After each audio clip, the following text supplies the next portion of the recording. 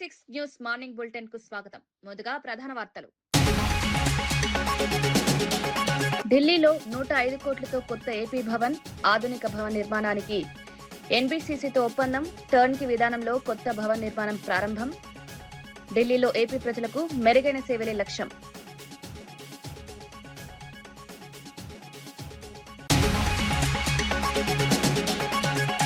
యాభై మంది పేద విద్యార్థులను చదువు బాధ్యత తీసుకున్న కేటీఆర్.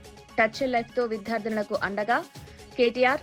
మహిళల సాధికారతకు విద్య మార్గం, సమాజ సేవకు ప్రతి ఒక్కరూ ముందుకు రావాలని పిలుపు.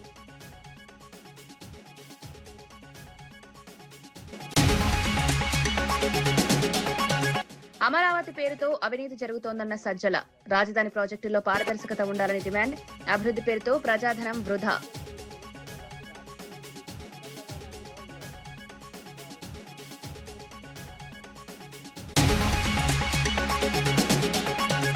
ఆర్ఎస్ ప్రవీణ్ భద్రతతో సీఎంకు సంబంధం లేదన్న దయాకర్. భద్రతా నిర్ణయాలు పోలీస్ శాఖవేనన్న దయాకర్. భద్రతా అంశాన్ని రాజకీయ రంగు పులమొద్దన్న సీఎం. అభివృద్ధిపైనే దృష్టి పెట్టారన్న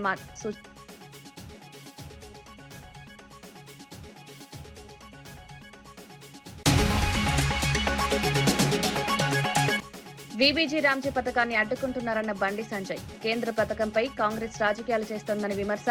తెలంగాణకు డబుల్ ఇంజిన్ ప్రభుత్వం అవసరం. పాఠశాలల విలీన నిర్ణయం పునఃసమీక్షించాలన్న బండి.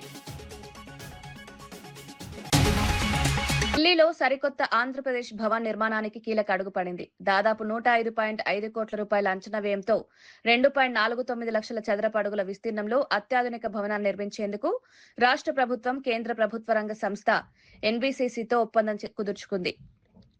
టర్న్కీ విధానంలో నిర్మాణ బాధ్యతలను ఎన్బీసీసీకే అప్పగించారు. నిర్మాణం పూర్తయిన తర్వాత 5 ఏళ్ల పాటు భవన నిర్మాణ బాధ్యతలను కూడా అదే సంస్థ చేపట్టనుంది. కొత్త భవన్లో ప్రజాసేవలు, అధికారుల వసతి, సమావేశ హాళ్లు, ఆధునిక సౌకర్యాలు అందుబాటులో ఉండేలా ప్రణాళిక రూపొందించారు.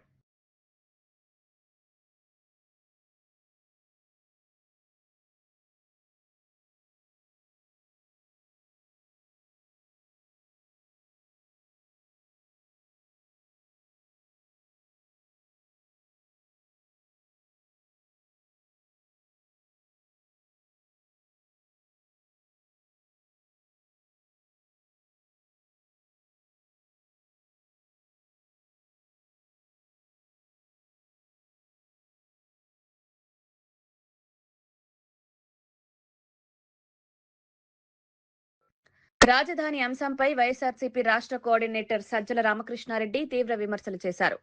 జగన్మోహన్ రెడ్డి రాజధాని పేరుతో ఎప్పుడు రాజకీయాలు చేయలేదని స్పష్టం చేశారు. ప్రజాధనం దుర్వినియోగం కాకూడదనే బాధ్యతతోనే అమరావతి వ్యవహారంలో ప్రశ్నిస్తున్నామని తెలిపారు. అమరావతిలో రైల్వే స్టేషన్, ఎయిర్పోర్ట్ పేర్లతో కొత్త ప్రాజెక్టులు ప్రకటిస్తూ అవినీతికి అవకాశాలు పెంచుకుంటోందని చంద్రబాబు ప్రభుత్వంపై ఆరోపించారు. అభివృద్ధి పేరుతో ప్రజల సొమ్ము వృధా కాకుండా చూసే బాధ్యత ప్రతిపక్షంపై ఉందన్నారు. రాజకీయం లాగా చేయొచ్చు కదా. రాజకీయ ఎందుకు అనవసరంగా అయితే మిమ్మల్ని మీరు ఇరికించుకుంటున్నారు అనేవాళ్ళు ఉన్నారు. కాబట్టి మీరు అడిగే దీంతో లేదా వాళ్ళు ఆరోపిస్తున్నట్టు రాజకీయం చేసేవాడే జగన్మోహన్ రెడ్డి గారు అయితే ఇది చేయరు. నిన్న మాట్లాడేది ఎందుకు మాట్లాడదు? మాకే సరే ఉంటే ఉంటుంది, కొట్టుకుంటారులే. రేపు వచ్చిన కమిషన్ వేసి ఒక్కొక్కరిని వేసి తాట తీయచ్చు కదా. ఇప్పటి నుంచి ఆపాల్సిన ప్రయత్నం ఉంది. కావాల్సిన ఇష్యూలు లేవా? డిఎస్సీ లేదా? రైతులు ఇన్ని ఉన్నాయి. కాబట్టి వాటి మీద మాట్లాడాలి, వాటి మీదే మాట్లాడాలి. నిన్న కూడా ఇది వచ్చి విలేకరు అడిగితే స్పష్టత ఇచ్చాడు ఆయన. ఇది ప్రతిసారి ఈ క్వశ్చన్ వస్తుంటుంది. మీరే మీడియా నుంచి అడిగినప్పుడు స్పష్టత ఇచ్చారు. ఈరోజు కూడా ఇక్కడ అవినీతి లేకపోతే, ఇంత అవినీతి, ఇంత దుబారా, రాష్ట్రాన్ని ముంచే కుట్ర, అప్పుల భారంలో ముంచే కుట్ర ఇవి లేకపోతే దాని గురించి ఎక్కువ మాట్లాడాల్సిన అవసరం లేదు. అక్కడ పేదలకు స్థలాలు ఇస్తే వాటిని తీసేశారు. కాంట్రాక్టర్లకు మొబిలైజేషన్ అడ్వాన్సులు పేరిట ముందే ఇచ్చేశారు. వాళ్ళ పని చూస్తే అది జరగట్లే. నువ్వు 14-19 ఏమో టెంపరీ ఏంటివి, 24-29 మధ్య మున్సిపాలిటీ ఏంటివి, అది వస్తే తప్ప పూర్తి కాదంటివి. ఇంటర్నేషనల్ ఎయిర్పోర్ట్ ఒకటి, రైల్వే స్టేషన్ ఒకటి. ఎందుకంటే అంత భూమిలో ఏం చెప్పాలి ఆయనకు దొరకట్లే. ఏం చేసినా 4-5 దొరుకుతాయి.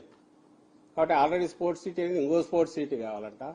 ఓ రైల్వే స్టేషన్ 2,000 ఎకరాల్లో 1,500 ఎకరాల రైల్వే స్టేషన్, ఓ 4-5 ఎకరాల్లో ఎయిర్పోర్టు, బహుశా ఇంకొక 5,000 ఎకరాల్లో స్పేస్ సెంటరు, ఇంకొక 10,000 ఎకరాల్లో ఇంకోటి. తన 50వ పుట్టినరోజు సందర్భంగా సమాజానికి ఉపయోగపడే నిర్ణయం తీసుకుంటున్నట్లు బీఆర్ఎస్ వర్కింగ్ ప్రెసిడెంట్ కేటీఆర్ ప్రకటించారు. ఈ ఏడాది నుంచి 50 మంది పేద విద్యార్థుల విద్యా బాధ్యతను స్వీకరిస్తున్నట్లు వెల్లడించారు. అవసరంలో ఉన్న వారికి చేయూతనివ్వడం నిజమైన మానవత్వమని పేర్కొన్నారు. మహిళల సాధికారతకు తన పూర్తి సహకారం ఉంటుందన్నారు. టచ్ ఏ లైఫ్ థీమ్ తో సమాజ సేవకు అంకితమైన స్వచ్ఛంద సంస్థ నిర్వహించిన స్పర్శ 2026 వార్షిక కార్యక్రమంలో పాల్గొన్న కేటీఆర్ ఈ ప్రకటన చేశారు. Probably also help you connect to other, good donors who would come forward, who would also fund you. And I'm hoping that, I'm only doing this with one intent. My daughter is 17. She goes to college this year. And I can imagine if she didn't have a father, if she didn't have a parent, if she had an upward battle, what could have happened to her? I think, there's no point in living as a human being if you don't have that empathy, if you don't have that sense of despair when you see somebody who is underprivileged, sense of frustration when you can't help somebody who is in need. Today, I think whoever is upstairs has been very kind to me, has given me a lot, and whatever little I can give back to the society in the form of supporting these wonderful initiatives. So, what I would like to do is, instead of possibly cheering you on, I will commit to sponsoring and supporting 50 young girls from this year. I will do it from my personal account. Hopefully, like I told you last time, I'll also raise awareness. I'll also connect you to more people. I'll probably also help you connect to other, good donors who would come forward, who would also fund you. And I'm hoping that, I'm only doing this with one intent. RS Praveen Kumar కు భద్రతా తగ్గింపుపై వస్తున్న ఆరోపణలను TPCC general secretary Chenagani Dayakar ఖండించారు. తెలంగాణలో ఎవరికి ఎంత భద్రత అవసరమో నిర్ణయించేది పూర్తిగా పోలీస్ శాఖేనని స్పష్టం చేశారు. దీనికి ముఖ్యమంత్రి రేవంత్ రెడ్డికి ఎలాంటి సంబంధం లేదన్నారు. రాష్ట్ర అభివృద్ధి, ప్రజల సంక్షేమం, పరిపాలనపై ముఖ్యమంత్రి పూర్తిగా దృష్టి సారించారని తెలిపారు. వ్యక్తిగత విమర్శలు, రాజకీయ ఆరోపణలపై స్పందించే అవసరం లేదన్నారు. తెలంగాణ రాష్ట్రం కోసం పాటుపడలేదు. ఇవాళ ఆయన అందరి ఐపీఎస్ లాగానే ప్రభుత్వ ఉద్యోగం చేసుకొని రాజకీయాల మీద ఇంట్రెస్ట్ తోని రిజైన్ చేసి రాజకీయాలకు వచ్చాడు. ఇవాళ ఆర్ఎస్ ప్రవీణ్ కుమార్ కు గన్మెన్ల అవసరమా, రక్షణ అవసరమా లేదనేది తెలంగాణ ఇంటెలిజెన్స్, తెలంగాణ పోలీస్ వ్యవస్థ చూస్తా ఉంటది. కాబట్టి రాష్ట్ర ముఖ్యమంత్రి గారికి ఆర్ఎస్ ప్రవీణ్ గురించి ఆలోచించేంత సమయం లేదు, ఆలోచన లేదు. రాష్ట్ర అభివృద్ధి కోసం, తెలంగాణ ప్రజల సంక్షేమం కోసం, యువత భవిష్యత్ కోసం ముఖ్యమంత్రి గారికి ఆలోచన ఉంది తప్ప ఇలాంటి ఆర్ఎస్ ప్రవీణ్ల గురించి, ఎల్లయ్య మల్లయ్య పుల్లయ్య గురించి, గన్మెన్ల గురించి, లేకపోతే బీఆర్ఎస్ పార్టీ ఏజెంట్లుగా ఉండి ఉద్యోగం పనిచేస్తున్నప్పుడే ఏజెంట్ గా వ్యవహరించినటువంటి ఆర్ఎస్ ప్రవీణ్ మీద ఆలోచన చేసే అవసరం మాకు లేదు. కాబట్టి ఆర్ఎస్ ప్రవీణ్ కుమార్ కు రక్షణ అవసరం ఉందా లేదా అనేది తెలంగాణ పోలీస్ వ్యవస్థ చూసుకుంటది. బీఆర్ఎస్ నాయకులారా, దయచేసి అర్థం లేని ఆరోపణలు, ఈ పిచ్చి ఆరోపణలు మానుకోవాలని కూడా ఆర్ఎస్ ప్రవీణ్ కుమార్ కు హితవు పలుకుతా ఉన్నాను. దయచేసి తన యొక్క పాపులారిటీ కోసం, తన యొక్క ఇమేజ్ కోసం ముఖ్యమంత్రి గారి పైన విమర్శలు చేస్తే ఎట్టి పరిస్థితుల్లో సహించమని ప్రభుత్వ విప్ బల్మూరి వెంకట్ బీజేపీ నాయకుడు మహేశ్వర్ రెడ్డిపై తీవ్ర వ్యాఖ్యలు చేశారు. మహేశ్వర్ రెడ్డి ఎమ్మెల్యేలాగా కాకుండా సినిమా దర్శకుడిలా ఊహాజనిత కథలు చెప్తున్నారని విమర్శించారు. ముందుగా మీ పార్టీ పరిస్థితిని చూసుకోవాలని సూచించారు. బండి సంజయ్, ఈటెల రాజేందర్, అరవింద్, కిషన్ రెడ్డి ఒక్కొక్కరు ఒక్కోలా మాట్లాడుతున్నారని ఎద్దేవా చేశారు. బీజేపీ రాష్ట్ర అధ్యక్షుడి మాటని సగం మంది వినడం లేదన్నారు. ఆ పార్టీకి చెందిన పలువురు ఎమ్మెల్యేలు కాంగ్రెస్ తో టచ్ లో ఉన్నారని ఆరోపించారు. వారి యొక్క కల్పనల గురించి వారు మాట్లాడిన మాటలు చూస్తే, మా ప్రభుత్వంలో, మా పార్టీలో ఏం జరుగుతుందో ఒరిజినల్ డూప్లికేట్ గురించి ఆయన మాట్లాడుతుండు. బీజేపీ పార్టీల ఎలక్షన్ల 2 నెలల ముందో, నెల ముందో, 2 నెలల ముందో, నాకు తెలిసి 20 రోజుల ముందు కావచ్చు, 20 రోజుల్లో, నెల ముందో బీజేపీ పార్టీలో చేరినాం. బీజేపీ పార్టీలో చేరి బీజేపీ పార్టీలో 8 మంది ఎమ్మెల్యేలు గెలిస్తే అందులో కొత్తగా అందరికంటే లాస్ట్ పోయినవే నువ్వు. ఢిల్లీకి మూటలప్ప చెప్పి నరేంద్ర మోడీకి, మరి అమిత్ షాకి ఏమి సమర్పించుకున్నావేమో కానీ శాసనసభాపక్ష నేతగా నిన్ను ఎన్నుకోనరు. 8 మంది ఎమ్మెల్యేలు ఉన్నారు మీ పార్టీలో. 8 మంది ఎమ్మెల్యేలో ఒక్క ఎమ్మెల్యేనా నీ మాటిన పరిస్థితి ఉందా? ఏ ఒక్క ఎమ్మెల్యేనా నువ్వు ప్రెస్ మీట్ పెడితే నీతో పాటు పక్కన కూర్చొని ప్రెస్ మీట్ లో పాల్గొనే పరిస్థితి ఉందా? నీ సొంత పార్టీ ఎమ్మెల్యేల గురించే ఎమ్మెల్యేలు నీతో పాటు ఉండే పరిస్థితి లేదు. మీ 8 మంది ఎమ్మెల్యేల పాప 3 సార్లు గెలిచిన రాజాసింగ్ ని పక్కన పెట్టి ఆయనకి ఇవ్వాల్సిన కుర్చీ నువ్వు తెచ్చుకున్నావు. ముందు నీ సిగ్గుంటే నీ యొక్క కుర్చీకి రాజీనామా చేసి బాధ్యతతోటి అది దానికి అర్హులు ఎవరో వాళ్ళకి ఇవ్వాలి. దాన్ని పక్కన పెట్టి మీ పార్టీలా 1.25 గొల్లాలు ఉన్నాయి, 1.25 పంచాయతీలు ఉన్నాయి. బండి సంజయ్ ఖతం కావాలని చెప్పి ఈటల రాజేందర్ ప్రయత్నిస్తాడు. రోజు పొద్దున్న లేస్తే ఈటల రాజేందర్ బండి సంజయ్ కొట్లాడుకుంటారు. ధర్మపురి అరవింద్ కిషన్ రెడ్డి తన్నుకుంటారు. ఈయన కథం కావాలని చెప్పి ఆయన కథం కావాలని చెప్పి ఈయనే. ప్రతి జిల్లా వ్యాప్తిగా చూసుకుంటే మీ ఎమ్మెల్యేల మధ్యలో నీకు రాకేష్ రెడ్డికి పాయల శంకర్కి మీ ఆదిలాబాద్ జిల్లా పరిధిలో ఉన్న ఎమ్మెల్యేలతోటే నీకు రోజుకు ఒక పంచాయతీ. మీ అధ్యక్షుని మాట సగం మంది వినే పరిస్థితి ఉండదు. మీ రఘునందన్ రావు ఒకటి మాట్లాడితే కిషన్ రెడ్డి ఒకటి మాట్లాడతాడు, బండి సంజయ్ ఒకటి మాట్లాడతాడు, ఈటల రాజేందర్ ఒకటి మాట్లాడతాడు. వీళ్ళందరికీ భిన్నంగా ధర్మపురి అరవింద్ మాట్లాడతారు. వీళ్ళందరి లైన్ ఒక రకంగా ఉంటే నాకు కేంద్ర మంత్రి కావాలని చెప్పి మహబూబ్నగర్కి వెళ్ళి డీకేఆర్ నుంచి ఆమె ఒక రకంగా మాట్లాడుతుంది. ముందు మీ పార్టీలనే పట్టుమని చెప్తే 10 మంది లేరు. ఉన్న 10 మందిలో మీకే సఖ్యత లేదు. ఉన్న 10 మందిలో మీ పరిస్థితి అయోమయ గోచర స్థితిలో ఉంది. మీ దాంట్లోనే ఎప్పుడెవడు కథమవుతాడా అని చెప్పి ఒకరిపైన ఒకరు ఆరోపణలు చేసుకుంటూ ఉన్నారు. మనం ఈ జాతీయ అధ్యక్షుడు 3 రోజుల పర్యటన చేస్తే 3 రోజుల పర్యటన గురించి చర్చనే లేదు. అసలు ఆడు ఎప్పుడు వచ్చిండో ఎప్పుడు పోయిండో అర్థం కాని పరిస్థితి. ఆయన ఇక్కడికి ఎప్పుడు వచ్చిండో ఎప్పుడు పోయిండో అర్థం కాని పరిస్థితి. ఇవన్నీ పక్కన పెట్టి కావాలని చెప్పి ఏదో సర్వేలు గ్రాఫ్ గురించి మీ దాంట్లో మీ సునీల్ బన్సల్ ఎవరు ఉన్నారు కదా, ఆయన రాసిచ్చిండు. 8 మంది ఎమ్మెల్యేలు రాబోయే ఎన్నికల్లో వచ్చే ఎన్నికల్లో 3-4 ఎమ్మెల్యేలు అయితే కాంగ్రెస్ తో టచ్ లో ఉన్నారు. ఉన్న 3-4 ఇంకో 3 మూడో స్థానంకి పడిపోతారు. వైఎస్ఆర్సీపీ రాష్ట్ర ప్రధాన కార్యదర్శి సజ్జల రామకృష్ణారెడ్డి రాజధాని అమరావతి అంశంపై ప్రెస్ మీట్ నిర్వహించి ముఖ్యమంత్రి చంద్రబాబు నాయుడు, డిప్యూటీ సీఎం పవన్ కళ్యాణ్ పై తీవ్ర విమర్శలు చేశారు. అమరావతి విషయంలో పూటకో మాట మార్చింది చంద్రబాబు, పవన్ కళ్యాణేనని ఆరోపించారు. గతంలో వారు చేసిన వ్యాఖ్యలకు సంబంధించిన పాత వీడియో క్లిప్పింగ్లను మీడియా సమావేశంలో ప్రదర్శించారు. ప్రజలను తప్పుదోవ పట్టించేలా ఇప్పుడు భిన్నమైన ప్రకటనలు చేస్తున్నారని విమర్శించారు. రాజధాని అంశంపై వైఖరి మార్పుకు ప్రజలకు సమాధానం చెప్పాలని డిమాండ్ చేశారు. గత హామీలు, ప్రస్తుత ప్రకటనల మధ్య ఉన్న వ్యత్యాసాన్ని ప్రజలు గమనిస్తున్నారని పేర్కొన్నారు. ఎట్లా మాట్లాడారు, ఇప్పుడు ఎట్లా మాట్లాడారు అనేది తెలుసు. మాట్లాడుతున్నారనేది ఇప్పుడు మాట్లాడుతున్న అందరికి తెలుసు. గతంలో ఏమన్నారు చూడండి. ఈయన పవన్ కళ్యాణ్ గారు ఏమన్నారు గతంలో చూడండి. ఈ బడ్జెట్ మన క్యాపిటల్ విషయంలో కూడా ఇది ఇంక్లూజివ్ క్యాపిటల్ కాదు, ఎక్స్క్లూజివ్ గా కొద్ది మంది కోసమే, లేదంటే తెలుగుదేశం పార్టీ అఫిలియేటెడ్ క్యాపిటల్ లో ఉంది తప్ప ఉత్తరాంధ్ర నుంచి వచ్చే అక్కడ ప్రజలకి ఇక్కడ క్యాపిటల్ లో రావాలంటే ఎలా స్థిరపడతారు? ఇక్కడ రాయలసీమ ప్రాంతం వాసులు రావాలంటే ఇక్కడ ఎలా స్థిరపడతారు? అలాగే ప్రతి జిల్లా నుంచి అన్ని వర్గాల నుంచి అమరావతిలో స్థిరపడాలంటే ఏమేమి ఇయర్ మార్క్ చేశారా? ఇన్ని 33,000 ఎకరాలు పెట్టారు. ఈ 33,000 ఎకరాల్లో 2,000-3,000 ఎకరాలు ఒక్కొక్క ప్రాంతానికి కానీ ఒక్కొక్క జిల్లాకి కానీ ఇయర్ మార్క్ చేశాం. అక్కడ ఛాంబర్ ఆఫ్ కామర్స్ కి బిజినెస్ పెట్టుకోవాలంటే ఇలాంటి ఏం చేసి అసలు ఇలాంటి ఇన్క్లూజివ్ క్యాపిటల్ కాదు. ఇలాగా ప్రతి అంశంలోనూ తెలుగుదేశం పార్టీ చాలా బలమైన వైఫల్యాన్ని చూపిస్తా వచ్చింది. భూసేకరణ చేయడానికి వీలు లేదు. ఇష్టపడిస్తే తీసుకోండి, అనుమానం లేదు. మీరందరూ చెప్పరు. ఇవ్వలేమంటున్న వ్యక్తుల గురించి వాళ్ళు ఇవ్వలేమంటున్నప్పుడు మీరు వాళ్ళు ఒప్పించి తీసుకోండి తప్ప దాని నుంచి లాక్కోవద్దు అని చెప్తున్నారు. కర్నూలు మన రాజధాని. ఈరోజు అమరావతి మనకి రాజధాని ఏమో కానీ నా మనసుకి కర్నూలు రాజధాని. దీనికి జనసేన ప్రభుత్వం తీసుకొచ్చిన రోజున నేను మీకు మాటిస్తున్నాను, అది ఎంత రాజధాని, ఏ స్థాయి నగరంతో కర్నూలు దానికి మించిన స్థాయి నగరాన్ని తీసుకొస్తాను. ఇవాళ రోజు కూడా అడిగిపోయిన కాలంలో గట్టలు అంటారు. భారతదేశంలో అనేక రాష్ట్రాలు క్యాపిటల్ లేకుంటే అక్కడ ఉన్న ప్రపంచ దేశాల్లో ఆయన సోము వీర్రాజు గారు బీజేపీ. డెవలప్ అయినటువంటి చైనా, దాని రాజధాని బీజింగ్, దాని చాంగ్లైన్ డెవలప్. తెలంగాణ అప్పుల అంశంపై కాంగ్రెస్, బీఆర్ఎస్ మధ్య రాజకీయ పోరు మరింత వేడెక్కింది. Deputy CM Bhatti Vikramarka press meet నిర్వహించి బీఆర్ఎస్ ప్రభుత్వ హయాంలో రాష్ట్రంపై 8.21 లక్షల కోట్ల అప్పుల భారం మోపారని ఆరోపించారు. ఈ అంశంపై కేసీఆర్, మాజీ మంత్రి హరీష్ రావు ప్రజలకు సమాధానం చెప్పాలని డిమాండ్ చేశారు. అప్పులపై హరీష్ రావు తప్పుడు ప్రచారం చేస్తున్నారని మండిపడ్డారు. కాంగ్రెస్ ప్రభుత్వం అధికారంలోకి వచ్చిన తర్వాత అప్పుల రీస్ట్రక్చరింగ్ చేపట్టి వార్షిక వడ్డీ భారాన్ని 34,000 కోట్ల నుంచి 11,000 కోట్లకు తగ్గించామని వివరించారు. సింగరేణిని కూడా బీఆర్ఎస్ ప్రభుత్వం సంక్షోభంలోకి నెట్టిందని ఆరోపించారు. చేసిన అప్పులు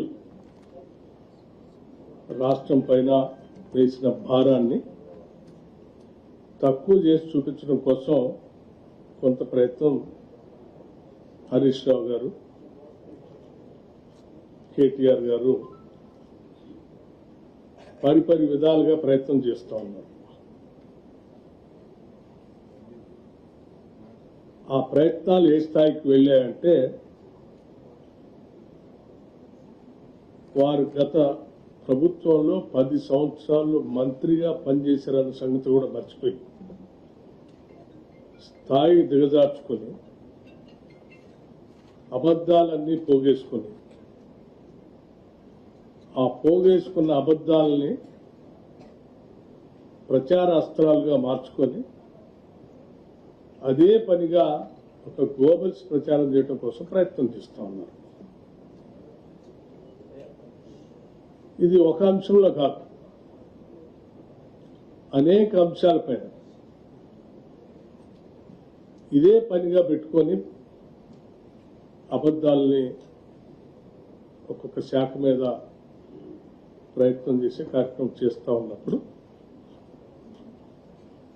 ఈ రాష్ట్ర ఆర్థిక పరిస్థితిని, రాష్ట్రంలో ఉన్నటువంటి సామాజిక పరిస్థితుల్ని, రాష్ట్రంలో ఉన్నటువంటి వనరుల్ని క్షుణ్ణంగా అర్థం చేసుకున్న ప్రభుత్వం తప్పనిసరిగా ఇప్పటికి కూడా మన వాస్తవాలు ప్రజల దృష్టికి తీసుకొని రాకపోతే ఈ అబద్ధాలు చెప్పేటువంటి ప్రచారకుల మాటలే ఇప్పటికే ఆ 10 సంవత్సరాలు వారి పాలన ఈ రాష్ట్రం పైన భారంగా మారింది. ఈ అబద్ధాలు ఇంకా పెనుభారంగా మారి సమాజానికే ఇది పెద్ద విధ్వంసంగా మారేటువంటి అంశంగా మారింది.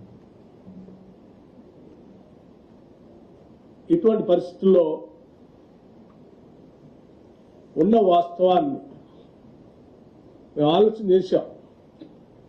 సరే, పని ఎట్లా లేదు వాళ్ళకి, 10 సంవత్సరాలు అడ్డగోలుగా చేసినటువంటి దోపిడీతో పెట్టుకున్నటువంటి వార్తా సంస్థలతోనో, అడ్డగోలుగా నిర్మించుకున్నటువంటి సోషల్ మీడియా వ్యవస్థలతోనో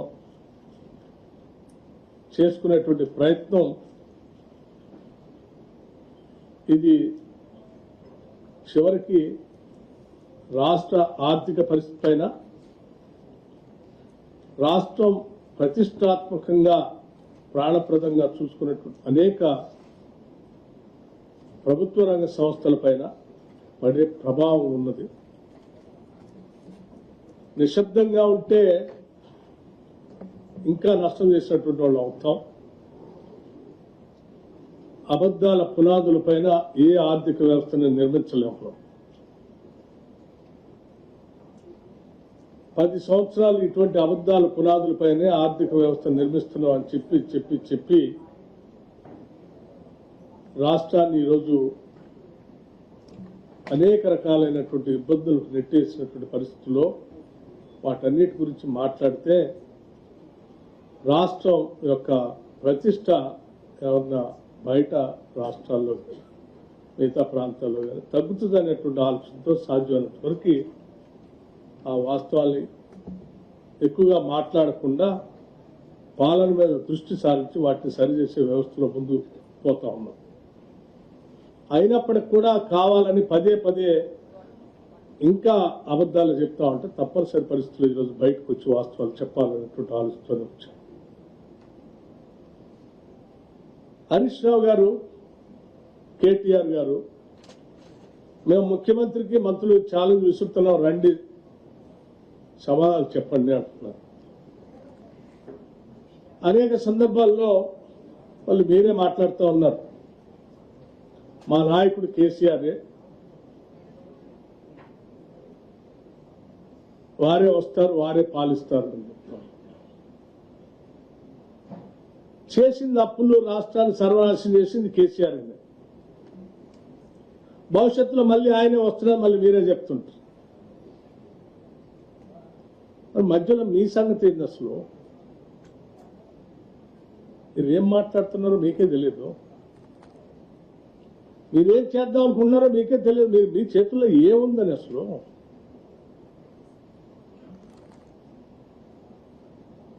అబద్ధాలు పోగేసుకొని ప్రచారం చేయటం తప్ప మీ చేతుల్లో ఏముంది?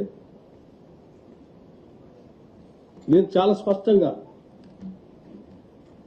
నిజంగా మీకు ఏమాత్రం బాధ్యత ఉన్నా 10 సంవత్సరాలు ఈ రాష్ట్ర ముఖ్యమంత్రిగా పనిచేసిన కేసీఆర్ గారికే సవాల్ విసురుతున్నాం, స్పష్టంగా చెప్తా ఉన్నాం. నేను అనేక అంశాలపైన మాట్లాడటానికి సిద్ధంగా ఉన్నాను. చేసిన అప్పులు వాస్తవం కాదా, ఈ రాష్ట్రాన్ని తాకట్టు పెట్టి ఈ రాష్ట్రం మీద భారం వేసిపోయింది వాస్తవం కాదా? నేను ఈరోజు ప్రత్యక్షంగా ఈ షీట్ ఎక్కడ పడితే అక్కడ రాష్ట్రం ఇన్ని అప్పులు చేయలేదు అని పదే పదే హరీష్ రావు గారు పవర్ పాయింట్ ప్రజెంటేషన్ ఇస్తున్నారు. ఈ అప్పులన్నీ ఎవరు చేశారు? 2014 నుంచి 2023 వరకు మీరే కదా. ఇవన్నీ తెచ్చింది మీరే కదా, మీ ముఖ్యమంత్రే కదా, అలాంటి మీ ముఖ్యమంత్రే కదా. ఇది దాస్తే దాగే కాదు కదా, ఈ రికార్డ్స్ ఉండే కదా. అక్షరాల మీరు రకరకాల మార్గాల ద్వారా రాష్ట్రాలు తెచ్చిన అప్పులు, FRBM పేరు మీద కొన్ని, government guaranteed loans raised by అంటే కార్పొరేషన్స్ పేరు మీద కొన్ని, మీరు ఎంప్లాయీస్ కి పెండింగ్ పెట్టిపోయినటువంటి అప్పులు కొన్ని, డిస్కమ్స్ కి ఎనర్జీస్ కి కట్టాల్సిన అప్పులు కొన్ని, ఇవన్నీ ఈరోజు లెక్కలు ఉన్నాయి కదా. ఇవన్నీ కలిపి 8,21,651 కోట్లు మీరు బకాయి పెట్టిపోయారు కదా అప్పులు చేసి. ఇది వాస్తవం కాదా? ఇవి చెప్పండి మీరు. కేంద్ర మంత్రి బండి సంజయ్ కుమార్ తెలంగాణ ప్రభుత్వంపై తీవ్ర ఆరోపణలు చేశారు. కరీంనగర్ లో అభివృద్ధి పనులకు శ్రీకారం చుట్టిన అనంతరం మాట్లాడిన ఆయన విబిజీ రామ్జీ పథకాన్ని రాజకీయ కారణాలతో అడ్డుకునే ప్రయత్నం జరుగుతోందన్నారు. కేంద్ర ప్రభుత్వానికి పేరొస్తుందనే ఉద్దేశంతో కాంగ్రెస్ ప్రభుత్వం ఈ పథకాన్ని అమలు కాకుండా చూస్తోందని ఆరోపించారు. రాష్ట్రంలో డబుల్ ఇంజన్ ప్రభుత్వం అవసరమని మరోసారి స్పష్టం చేశారు. ఫోన్ ట్యాపింగ్ కేసు దర్యాప్తులో జాప్యంపై ప్రశ్నించారు. పాఠశాలలు, కళాశాలల్లో అల్పాహారం, మధ్యాహ్న భోజన పథకాలను స్వాగతించిన ఆయన పాఠశాలల విలీన నిర్ణయాన్ని ప్రభుత్వం పునఃపరిశీలించాలని కోరారు. ఆ సిట్టు విచారణ, ఫోన్ ట్యాపింగ్ సంబంధించి సిట్టు విచారణ ఏ విధంగా ఉందంటే టీవీ సీరియల్ సాగుతూనే ఉన్నది. ఎన్నో విచారణ సాగిస్తారు. ఇది ఇంట్లో జరిగిన విచారణలో ఏం బయటపడ్డది? ముఖ్యమంత్రి గారే ఫోన్ ట్యాపింగ్ జరిగింది అంటున్నారు, ఆయన ఫోన్ విన్నర్ అంటున్నారు. మరి అటువంటి ముఖ్యమంత్రి గారు ఈ ఫోన్ ట్యాపింగ్ విషయంలో ఎందుకు శ్రద్ధ వహిస్తలేరు? అసలు ముఖ్యమంత్రి గారు చెప్పాలి, ఫోన్ ట్యాపింగ్ విషయంలో మీరు వేసిన సిట్టు దాని నిబద్ధత ఉందా? ఫస్ట్ అధికారులు మంచోళ్లే, కానీ అధికారులు ఫ్రీడమ్ ఇస్తలేరు. బీబీజీ రామ్ యొక్క ఆ స్కీమ్ సంబంధించి రాష్ట్ర ప్రభుత్వం యొక్క ఆలోచన నిజంగా దుర్మార్గం. అది స్కీమ్ కావాలంటున్నారు, స్కీమ్ ను అమలు చేస్తారట, కానీ స్కీమ్ మీద కోర్టులో కేసు వేస్తాడు. ఇదే ద్వంద్వ విధానం. దీని ద్వారా నరేంద్ర మోడీ ప్రభుత్వానికి పేరు వస్తుంది కాబట్టి కేంద్ర ప్రభుత్వానికి పేరు రావద్దు అని చెప్పి మళ్ళొక రాయడానికి మేము కోర్టులో కేసు వేస్తామంటున్నారు. కడప స్టీల్ ప్లాంట్ పనులు ప్రారంభం కావడం రాయలసీమ ప్రజల చిరకాల స్వప్నం నెరవేరినట్టని ఎమ్మెల్యే ఆదినారాయణ రెడ్డి అన్నారు. గత ప్రభుత్వ హయాంలో ప్రజలకు అభివృద్ధి కాకుండా మోసమే జరిగిందని మాజీ ముఖ్యమంత్రి జగన్ పై విమర్శలకు చేశారు. కూటమి ప్రభుత్వం రాష్ట్ర అభివృద్ధికి కట్టుబడి పనిచేస్తోందన్నారు. పరిశ్రమల అభివృద్ధితో ఉపాధి అవకాశాలు పెరుగుతాయని ఆశాభావం వ్యక్తం చేశారు. రాయలసీమ సమగ్ర అభివృద్ధి కోసం ప్రభుత్వం అనేక కార్యక్రమాలు చేపడుతోందని తెలిపారు. అతను సానుభూతి కోసం కోడికత్తి డ్రామా, మరొకటి వివేకానంద రెడ్డి డ్రామా. అంటే వివేకానంద రెడ్డిది గుండెపోటు, ఫస్ట్ ఏమో కత్తిపోటు, రెండోదేమో వివేకానంద రెడ్డి పోటు, వాళ్ళ అవినాష్ రెడ్డికి బెయిల్ కోసం వాళ్ళ అమ్మకు గుండెపోటు కర్నూలులో, నాలుగోది ఎలక్షన్ల సందర్భంగా రేపపోటు, ఇప్పుడు చెప్పే పోటు వెన్నుపోటు. నువ్వు పొడిచేది పోటు, నువ్వు వెన్నుపోటు పొడుస్తానే ఉంటావు ఈ ప్రజలకు. ఇది ఎవరికి తెలియదు నీ రాజకీయం. సిపిఐ జాతీయ కార్యదర్శి రామకృష్ణ రాజధాని అంశంపై కీలక వ్యాఖ్యలు చేశారు. 2029 ఎన్నికల్లో రాజధాని సమస్య ప్రధాన అజెండాగా ఉందని అభిప్రాయపడ్డారు. రాజధాని మావిగానా అనే నినాదంతో ప్రజల్లోకి వెళ్తామని జగన్ ప్రకటించడం ప్రజలను తప్పుదోవ పట్టించే ప్రయత్నమని విమర్శించారు. ఉద్దేశపూర్వకంగానే ఇలాంటి ప్రకటనలు చేస్తున్నారని ఆరోపించారు. మరో 2 ఏళ్లలో రాజధాని అంశాన్ని స్పష్టమైన రూపం వస్తుందని, ఎన్నికల నాటికి ఈ వివాదం పెద్ద సమస్యగా ఉండదని విశ్వాసం వ్యక్తం చేశారు. మూడోది ఏమంటే ఆల్రెడీ ఇప్పుడు 30,000 మంది వర్కర్స్ అక్కడ పనిచేస్తా ఉన్నారు. దాదాపు 1,450 హెవీ మెషినరీ వెహికల్స్ అక్కడ పనిచేస్తా ఉన్నాయి. ఒక 2 ఏళ్ల కాలంలో ఖచ్చితంగా రాజధానిలో అన్ని, రాజధాని అంటే ఏంటి, అసెంబ్లీ ఉండాలి, సెక్రటరియట్ ఉండాలి, హైకోర్టు ఉండాలి, క్వార్టర్స్ ఉండాలి. కాబట్టి ఇవన్నీ కూడా అయిపోతాయి. 2029 నాటికి ఈ మావిగన్న అమరావతి అనే అజెండా ఉండనే ఉండదు. ఆ ఎలక్షన్లు వేరే అంశాలపైన జరుగుతాయి. మళ్లీ అమరావతిని వివాదాస్పదం చేయడం సరైనది కాదు. జగన్మోహన్ రెడ్డి స్వయంగా ఆమోదించాడు అసెంబ్లీలో. తర్వాత నువ్వు మళ్లీ అధికారం వచ్చాక 3 రాజధానులు అన్నావు. నువ్వు 3 రాజధానులు కట్టలే. ఇప్పుడు అధికారం పోయిన తర్వాత మళ్లీ మావిగన్న అనడం కరెక్ట్ కాదు. కాబట్టి నేను జగన్మోహన్ రెడ్డి గారికి కూడా కోరేది ఏమంటే, అపోజిషన్ పార్టీగా అక్కడ ఉంటున్న ప్రజల సమస్యలు లేదంటే నిర్మాణాల్లో అవకతవకలు వాటిపైన మాట్లాడితే బాగుంటుంది తప్ప అమరావతిని వివాదాస్పదం చేయడం కరెక్ట్ కాదు. రాష్ట్ర ప్రభుత్వం పెండింగ్ లో ఉన్న 8,000 కోట్ల రూపాయల ఫీజు రింబర్స్మెంట్ బకాయిలను వెంటనే విడుదల చేయాలని బీసీ సంక్షేమ సంఘం జాతీయ అధ్యక్షుడు ఆర్ కృష్ణయ్య డిమాండ్ చేశారు. జీవో నెంబర్ 9 ను రద్దు చేయాలని కూడా ప్రభుత్వాన్ని కోరారు. విద్యానగర్ లో బీసీ విద్యార్థి సంఘం ఆధ్వర్యంలో నిర్వహించిన ర్యాలీలో పాల్గొన్న ఆయన పేద విద్యార్థుల ఉన్నత విద్యకు అడ్డంకులు సృష్టించే నిర్ణయాలను సహించబోమన్నారు. ఫీజు బకాయిల కారణంగా వేలాది మంది విద్యార్థుల భవిష్యత్ ప్రమాదంలో పడుతోందని ఆందోళన వ్యక్తం చేశారు. ప్రభుత్వం వెంటనే స్పందించి బకాయిలు విడుదల చేయాలని కోరారు. డిమాండ్లు నెరవేరకపోతే ఉద్యమాన్ని మరింత ఉధృతం చేస్తామని హెచ్చరించారు. జూలై 8న ఇందిరా పార్క్ వద్ద సత్యాగ్రహ దీక్ష నిర్వహించి ప్రభుత్వంపై ఒత్తిడి తీసుకురానున్నట్లు ప్రకటించారు. మళ్ళీ 8 నాడు సత్యాగ్రహ దీక్ష ఉంది. ఈ విధంగా ఇందిరా పార్క్ దగ్గర నేను 8వ రోజు సత్యాగ్రహ దీక్ష చేస్తున్నా. ప్రభుత్వం ఉద్దేశపూర్వకంగా పేద కులాలు, పేద వర్గాలు చదువుకుంటున్నారు. బీసీలు, ఎస్సీలు, ఈబీసీలు, ఎస్టీలు, మైనార్టీలు, పేద వర్గాలు ఉన్నత విద్య, వృత్తి, ఇంజనీరింగ్, మెడిసిన్, పీజీ, డిగ్రీ ఒక పైసా ఖర్చు లేకుండా చదువుకుంటుంటే ప్రభుత్వంలోని భూస్వామ్య వర్గాలు, దోపిడీ వర్గాలు దీన్ని చూసి భరించలేకపోతున్నాయి. అందుకే వాళ్ళందరూ ఈ స్కీమ్ ఎట్లా చేయాలని చూస్తున్నారు. ఈ స్కీమ్ వల్ల రాష్ట్రం అభివృద్ధి చెందింది, సమాజంలో మార్పు వచ్చింది. ప్రతి ఒక్కరు ఐటీ, ఇప్పుడు రాష్ట్ర ప్రభుత్వంలో ఉన్న జాబ్ హోల్డర్ల కంటే ఐటీ కంపెనీలల్లో విదేశాలలోనే మన వాళ్ళు ఎక్కువ ఉన్నారు. మన రాష్ట్ర ప్రభుత్వంలో 2 లక్షలు 3 లక్షల కంటే ఎక్కువ లేరు. కానీ ఐటీ కంపెనీలో 10 లక్షల మందికి పైగా మన వాళ్ళు ఉన్నారు. దాని మూలంగా రాష్ట్ర ఆదాయం పెరుగుతున్నాయి, పన్నులు పెరుగుతున్నాయి, రాష్ట్ర ప్రజలు అభివృద్ధి చెందుతున్నారు. ఈ విషయాన్ని గమనించకుండా ఓర్వలేక వీళ్ళందరినీ కూడా ఈ ప్రభుత్వం ఇంత చేస్తుంది. అందుకే ఆ ఫీజు రియంబర్స్మెంట్ పథకాన్ని యథావిధిగా కొనసాగించాలి, బకాయిలన్నీ చెల్లించాలి. లేని పక్షంలో పెద్ద ఎత్తున ఇంక ఉద్యమం ఇట్లా ఎక్కడికక్కడ స్పాంటేనియస్గా ప్రజలు రోడ్ల మీదకి వచ్చి ఉద్యమం చేపడతారని హెచ్చరిస్తున్నారు. మరిన్ని వార్తలతో మళ్ళీ కలుద్దాం. నమస్కారం.